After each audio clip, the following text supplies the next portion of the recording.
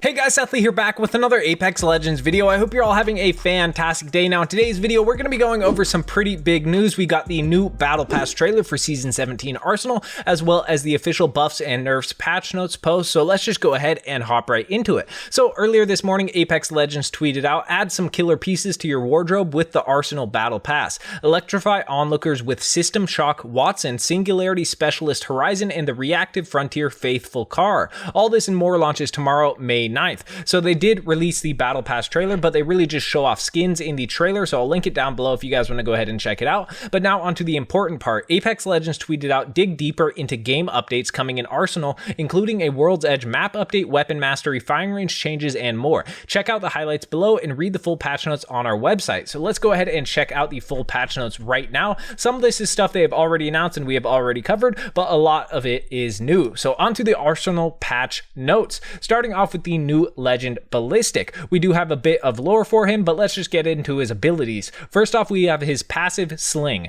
You can store a third weapon in the Sling, access via inventory or character utility action button. The Sling weapon cannot take attachments. Then we have his tactical Whistler. You shoot a projectile that heats up an enemy's gun as they shoot. Overheating causes damage, and you can hold the tactical to lock on to shoot them. So that is the tactical Whistler. And then we have the ultimate Tempest. Nearby teammates get faster reloads, faster armed move speed, and infinite ammo. The Sling weapon will be upgraded to gold. So that is a pretty well-rounded ultimate there called Tempest. But now onto the World's Edge map update. So there is a full breakdown of the new POIs and other stuff, but I've already covered that. So there obviously is just a huge World's Edge update with the new POI in Fragment, which is very cool. Next, we have the ranked update, which I have covered the entire patch notes or blog of the ranked update in one of my previous videos, but here is the important TLDR. They say there is a new matchmaking by hidden skill rating with skill adjustments made on pre-made sizes to account for the competitive advantages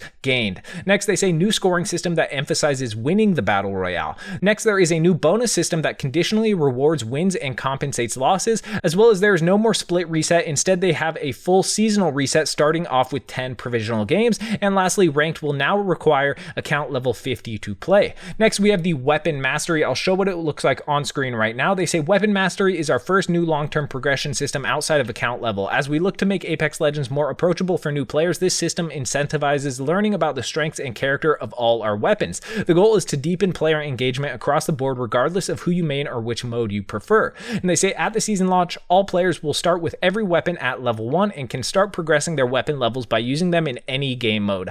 Having a weapon in hand, dealing damage, securing kills, and fighting with style will all generate weapon XP for that weapon. Every 20 levels, a weapon-specific trial will unlock for you to test your skill with that weapon and reward you for completion.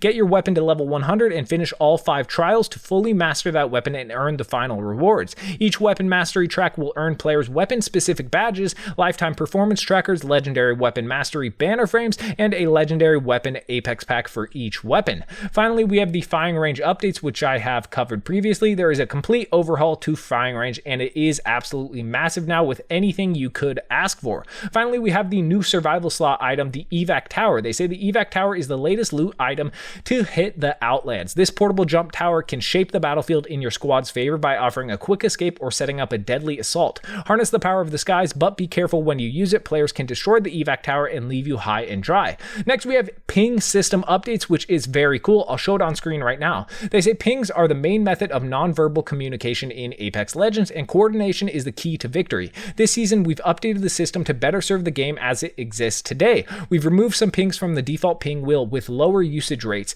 added several new pings, and added quality of life improvements to how pinging operates in the game. Our goal is to give all players, especially those not using voice chat, access to some quick combat phrases to help orient team action. So on the default ping wheel, you will see 3 new pings. First off, we have avoid area, enemy audio, and regroup. They say you will also see expanded set of options when you are downed or in a dropship for the initial drop into Battle Royale. Lastly, we've improved pinging from the map behaviors in the following ways. In-game objects that have map icons, aka respawn beacons, crafters, wildlife, etc., can now be pinged from the map, creating accurate waypoints with callouts. Finally, when pinging generic waypoints on the map, they will have more accurate placement in world space. So all around a great improvement to to the pinging system. But now onto the full balance updates. Starting off the crate rotation, the L-Star has now entered the crate rotation while the RE45 returns to the floor. The weapon crafting rotation, the Alternator and the Sentinel have entered the crafter, and the EVA 8 and 3030 have returned to the floor. Next we have the gold weapon rotation, which is going to be the Flatline, Triple Take, Spitfire, Mastiff, and Volt that are all fully kitted in the gold weapon rotation. Next we have loot spawns. They improved vault loot. They increased chances of gold loot, and they added light mags to the spawn pool. Also, they improved cargo bot loot. They removed small healing items like the mobile respawn beacon, white armor, white backpack, as well as they adjusted large healing and heat shield spawns to allow for more desirable loot spawns. Also, they removed gold weapons from purple tier cargo bots, but increased spawn chance in the gold tier. So overall, good improvements to the cargo bot loot. Next, we have for the weapons, the buffs and nerfs. Starting off with the L-Star, since it is now in the crate, we do have a pretty big buff. They added disruptor rounds, which makes 60% damage increase against shields. They also reduced the base damage from 17 to 16. Also, projectiles now have passed through 60% damage retained, and projectile growth has increased, as well as they improved the recoil pattern, but they removed the barrel, and they made it so the ammo stockpile when you get it in the crate is 324. Finally, they reduced VFX brightness when hitting unarmored targets. So overall, a pretty big buff for the L-Star, which is expected since it is now going to be a crate weapon. Next, we have the 3030 repeater. The projectile size has increased when fully charged. So a nice little buff for the fully charged 3030 repeater. Next, we have the triple take. The projectile size has increased and they improved hipfire spread. They also tightened bullet pattern when fully choked, and the ammo per shot has reduced to 1. It previously was 3. Also, magazine sizes adjusted to match the new ammo costs, so the purple mag has increased to 10 instead of 9. Next, we have the R99, which is kind of a nerf. They removed 1 bullet from base and all mags. So no magazine has reduced to 19 instead of 20. The white magazine is 21 instead of 22. The blue mag is 24 instead of 25. And the purple and gold mags are 27 instead of 28. Finally, we have the charge rifle. They reduced the shots per magazine to 3. It previously was 4. And they reduced the spawn rate of the charge rifle. Next, we have some changes to the legends, starting off with Catalyst. For the Dark Veil, scan highlights and diamonds are no longer visible through the Dark Veil. Next, we have Mirage. The class has changed from Skirmisher to Support for Mirage. So that is interesting. Instead of being Skirmisher, Mirage is now Support. Next, we have Ash, where it says you now get slowed to weapon sprint speed instead of weapon walk speed when targeting with her tactical. So you're a bit faster when you are targeting with Ash's tactical now. Next, we have the Assault class. So the smart loot gains have been adjusted to reduce skipping and upgrade tier. It will now be less likely to jump from white to purple or blue to gold. Also, optics are now given based on the entire team rather than just the Assault legend who opens them, and they added special drop rate for gold optics.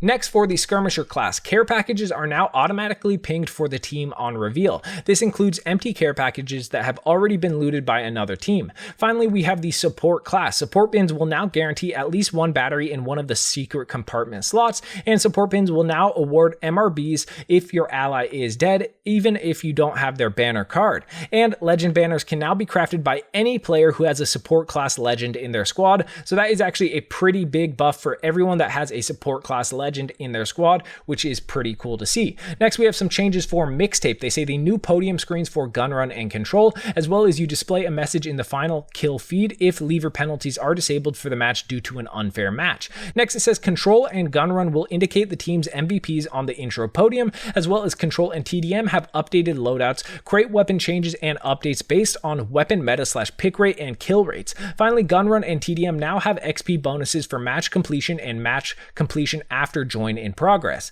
Next, we have control. They say the map rotation barometer is out. Instead, Olympus Hammond Labs is in for control. That is pretty cool to hear. I love that map. But then they say weapon evo change. They say no longer evo weapons automatically when a new rating tier is reached. Players now reach the new tier and their weapon will evo when the player holsters and then unholsters their weapon in any form, reload weapon switch, manual holster, rides a zipline, performs a skydive, etc. Next, we have some changes for gun run, the weapon track update for new crate weapons, as well as they added an additional XP bonus on the last weapon knife kill. And finally, for team deathmatch, the map rotation Skulltown is out and Phase Runner is in. So that's going to be pretty interesting. There also is a bunch of bug fixes. I'll show those on screen right now for you guys, as well as there are some fixes for legends. First off, for Ash, the steps are no longer louder if an heirloom is equipped, as well as they fix the UI loop when crouch inspect is canceled early. Also, the ultimate will will now persist for the entire duration, even if Ashe dies while it is active and while players are still traveling through it, so that is actually pretty useful for Ashe's teammates.